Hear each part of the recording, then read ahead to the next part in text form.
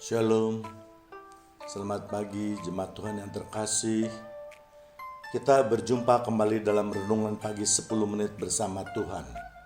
Dan pagi ini kita sama-sama akan belajar mengenai adakah syarat pemakaian firman Tuhan. Karena kalau kita perhatikan di dalam kehidupan nyata kita, banyak kita jumpai pemakaian firman Tuhan yang dipergunakan oleh orang percaya.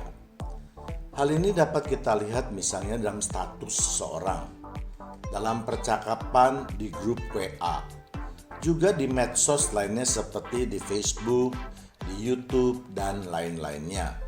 Yang menjadi pertanyaan, apakah semua orang percaya boleh memakai firman Tuhan untuk kepentingan pribadinya? Memang menjawab pertanyaan tersebut tidak mudah, apalagi di dalam Alkitab tidak pernah dinyatakan secara literal. Namun tentu saja kalau kita gali lebih dalam, maka kita akan menemukannya secara tersirat. Ada dua masalah yang harus diperhatikan dalam menggunakan firman Tuhan ini. Yang pertama adalah firman Tuhan hanya boleh dipakai untuk menyatakan keselamatan atau kemuliaan Tuhan. Yang kedua, firman Tuhan hanya boleh dipakai oleh mereka yang memenuhi syarat tertentu. Kita akan membahasnya satu persatu. Yang pertama yaitu firman Tuhan hanya boleh dipakai untuk menyatakan keselamatan ataupun kemuliaan nama Tuhan.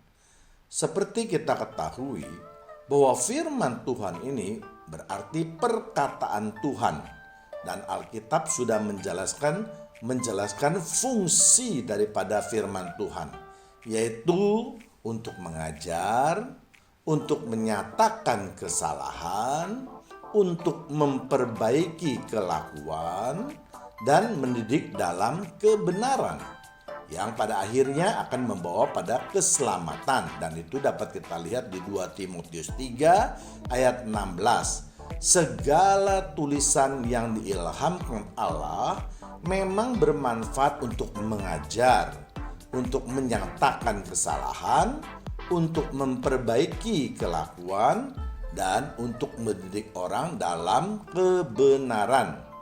Jadi penggunaan firman Tuhan ini hanya boleh dipakai untuk keempat maksud tadi, dengan hasil akhirnya yaitu membawa keselamatan pada manusia.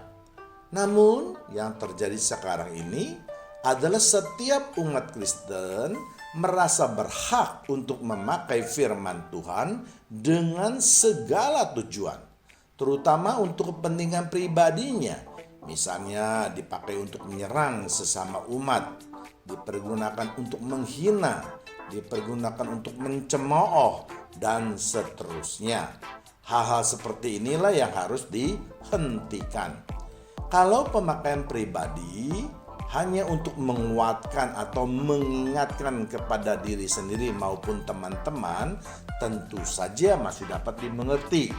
Atau dalam pemasangan status yang bersifat berdoa atau mendoakan atau berharap, itu juga masih bisa diterima, karena semua ini akan membawa umat pada keselamatan.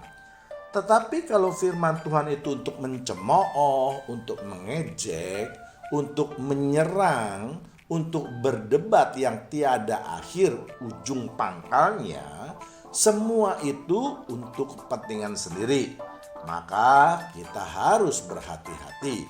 Seringkali kita melihat dalam medsos firman Tuhan dipakai untuk saling mencaci atau berdebat demi kepuasan diri sendiri. Jelas ini adalah keliru. Tentu kita juga harus bisa membedakan mana firman Tuhan yang menyerang dan mana firman yang keras dan tegas. Firman Tuhan hanya boleh dipergunakan bagi mereka yang memenuhi syarat tertentu. Mengapa harus dibatasi? Karena firman Tuhan tadi berisi 4 faktor. Itu mencerminkan sebagai seorang guru. Kita tahu bahwa yang boleh mengajar itu adalah guru. Dan untuk menjadi seorang guru, maka dia harus teruji. Yesus saja sebagai Tuhan masih belajar untuk mendapatkan gelar guru atau rabi.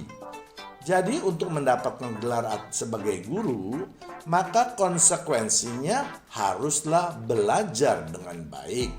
Dan sebelum menjadi guru, maka dia harus menjadi murid yang baik terlebih dahulu untuk belajar dengan sungguh-sungguh. Menjadi murid berarti dia harus belajar dengan tekun dan melakukan tugasnya sebagai murid. Memang belajar tidak harus melalui pendidikan yang formal saja, namun jika bisa melakukannya tentu itu lebih baik. Karena dengan memilih sekolah yang baik, maka diharapkan akan mendapat pengajaran yang baik pula. Cara lain untuk memperoleh ilmu adalah dengan cara belajar dari orang lain atau bisa juga dari pengalaman. Untuk belajar dari orang lain ini perlu ekstra hati-hati. Kita harus memilih guru yang benar-benar sudah terbukti baik. Artinya guru ini haruslah yang sudah teruji. Karena sekarang ini banyak sekali guru-guru palsu. Belajar Alkitab berdasarkan kemampuan sendiri sangat memungkinkan bisa tersesat. Karena banyak sekali ayat di dalam Alkitab yang tidak bisa ditafsirkan secara sembarangan. Setelah melalui proses belajar, maka seorang murid harus menghadapi ujian. Kalau di sekolah formal jelas ujiannya.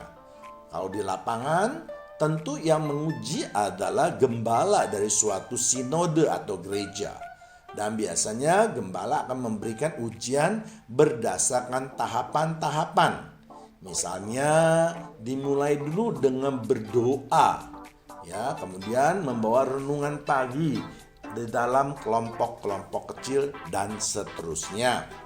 Kalau sudah dianggap ilmunya cukup, baru seseorang dipercayakan untuk membawa firman Tuhan. Bisa kita bayangkan betapa berbahayanya seseorang yang tidak memiliki pengetahuan Alkitab lalu dengan sembrono memakai firman Tuhan. Bahkan kita sering lihat seorang hamba Tuhan yang bergelar PhD dalam teologi diolok-olok dengan ayat oleh umat Kristen yang tidak mempunyai titel apa-apa. Demikian juga dalam berjemaat. Teguran seorang hamba Tuhan kepada jemaat malah bisa dibalas dengan ayat di dalam firman Tuhan. Jadi kalau tidak diatur, lama-kelamaan firman Tuhan ini akan menyeleweng dari fungsinya.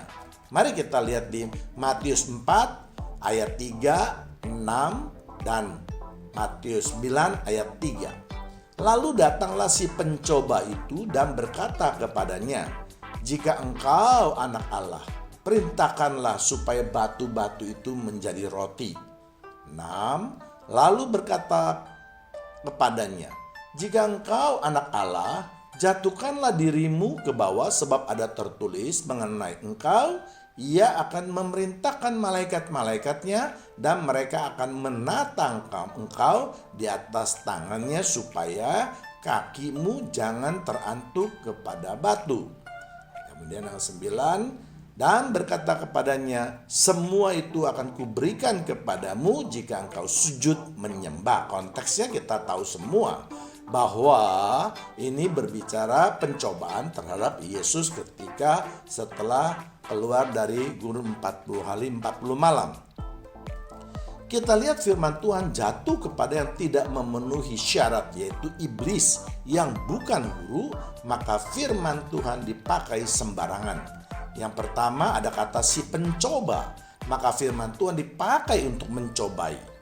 Yang kedua ada kata jika engkau anak Allah, maka firman Tuhan untuk menantang. Dan yang ketiga ada kata sujud menyembah aku, firman Tuhan dipakai untuk berbuat dosa. Ini juga yang sering terjadi dalam kehidupan nyata. Firman Tuhan pagi ini bukan ingin membatasi umat Kristen untuk memakai ayat di dalam Alkitab. Tuhan bahkan sangat senang sekali kalau banyak umat Kristen yang sangat tertarik untuk memakai firman Tuhan.